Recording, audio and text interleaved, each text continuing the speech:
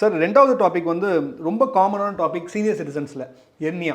So இது வந்து நம்ம எத்தனை டைம் பேசினாலுமே வந்து நிறைய சீனியர் சிட்டிசன்ஸ் வந்து வெளில சொல்ல மாட்டேன்றாங்க. இவ்வளோ பெருசாக மறைச்சி வச்சு பெல்ட் போட்டு கட்டிட்டு இருக்காங்க. இது மாதிரிலாம் பண்ணுறாங்க.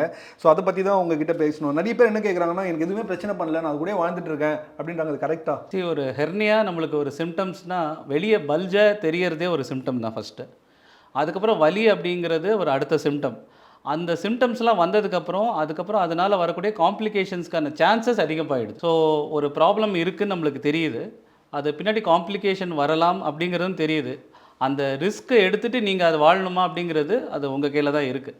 ஸோ எனி ஹெர்னியா நம்மளுக்கு சிம்டமாக இருந்துச்சுன்னா அது வந்து சரி பண்ணி தான் ஆகணும். அதுக்கு அறுவை சிகிச்சை தான் ஒரே வழி. இப்போ நான் அதை வச்சு என்னால் சமாளிக்க முடியும் அப்படிங்கிறது நீங்கள் நினச்சிங்கன்னா உங்கள் சம்டைம்ஸ் டே டு டே லைஃப்பில் இன்டர்ஃபியர் ஆகலாம். இல்லை என்னால் நடக்க முடியுது, தொந்தரவு இல்லை, என்னைக்காவது ஒரு நாள் அது ஒரு எமர்ஜென்சியாக மாறுச்சுன்னா சிம்பிளாக நடக்கிற வேண்டிய ட்ரீட்மெண்ட் ஒரு காம்ப்ளிகேட்டட் ட்ரீட்மெண்ட்டாக போகிறதுக்கு வாய்ப்பு இருக்குது.